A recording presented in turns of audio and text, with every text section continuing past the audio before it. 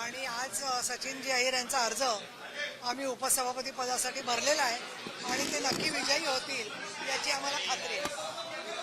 पण सचिन अहिर यांचं इकडे येणं कसं काय तुम्हाला वाटतं? कारण सत्तातंत्र म्हणायचं का? कारण का ज्या पद्धतीनं कालपर्यंत आम्ही बघितलं 4 नावं शिवसेनेच्या आघाडीवर होती, सचिन अहिर यांचं नाव आलं.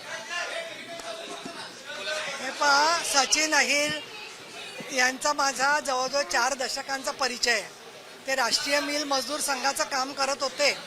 त्यावेळेपासून गिरणी कामगारांच्या प्रश्नावरती आम्ही काम केलेलं आहे आणि शिवसेनेचं काम करत असताना सुद्धा पुणे जिल्ह्याचा संपर्क प्रमुख म्हणून त्यांनी काम केलेलं आहे.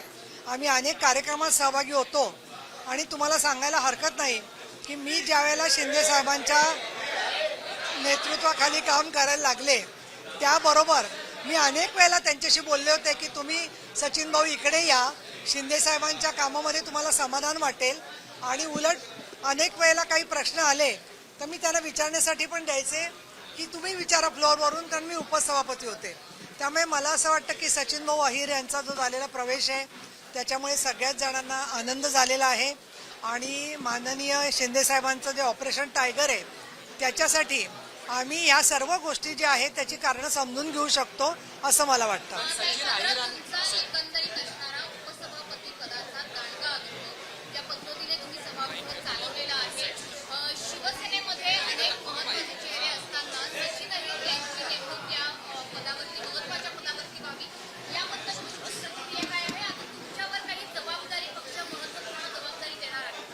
माननीय शिंदे साहेब जेव्हा एखादा निर्णय घेतात त्यावेळेला त्यांनी जेव्हा आम्हाला निर्णय सांगितला की त्यांना आपण आपल्या नेतृत्वाखाली शिंदे साहेबांच्या काम करायचं आहे, अतिशय आम्हाला आनंद झाला.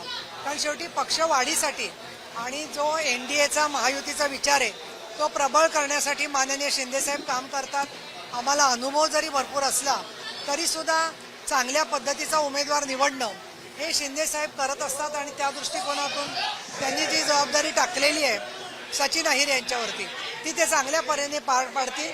मी 2002 ते 2019 17 वर्ष आमदार म्हणून काम केलेलं आहे, शिवसेनेची उपनेता प्रवक्ता म्हणून काम केलं आहे आणि माननीय शिंदे साहेबांनी माझ्यावर शिवसेना नेता म्हणून जबाबदारी टाकलेली आहे. त्यामुळे विधान परिषदेची सदस्य म्हणून सभागृहात जनतेचे प्रश्न मांडणं, माननीय शिंदे साहेबांनी मला असंही सांगितलेलं आहे की जिथे कुठे तुम्हाला कामात अडचण येईल त्याला मी उपमुख्यमंत्री म्हणून तुमच्याबरोबर उभा असेन. त्या दृष्टिकोनातून अनेक उपक्रम काय करायचे, काम काय करायची याची सुद्धा माझी त्यांच्याशी तपशीलवार चर्चा झालेली आहे. आणि मला असं वाटतं की तुम्हाला महाराष्ट्रामध्ये त्यामधून काय कामाचं योगदान आहे ते नक्की दिसेल. पण सचिन अहिरांची ओळख ही ठाकरेंची अत्यंत जवळचे म्हणून झाली होती. अशात त्यांचा आदित्य ठाकरेंना घेण्याचा हा प्रयत्न आहे. हा वरळी मतदारसंघाच्या दृष्टीने ठाकरे निवडून येण्यामध्ये सगळ्यात मोठा वाटा सचिन अहिरांचा मानला जातो. वरळी सचिन अहिरांनी उभी केलेली आहे. हा थेट आदित्य ठाकरेंना घेरण्याचा प्रयत्न नाही. याच्यावर माननीय शिंदे साहेब आणि सचिन भाऊंची पत्रकार परिषद आहे, ते त्याच्यावर बोलतील. धन्यवाद. थँक्यू.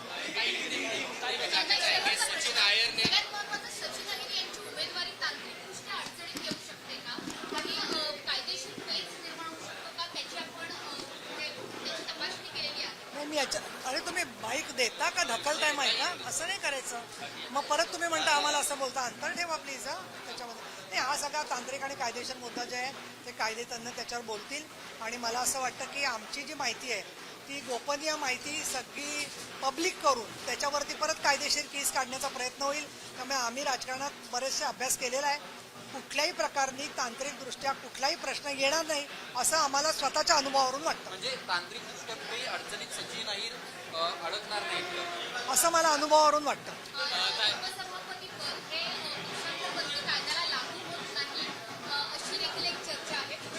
मी आता याच्यावर काही भाष्य करणार नाही.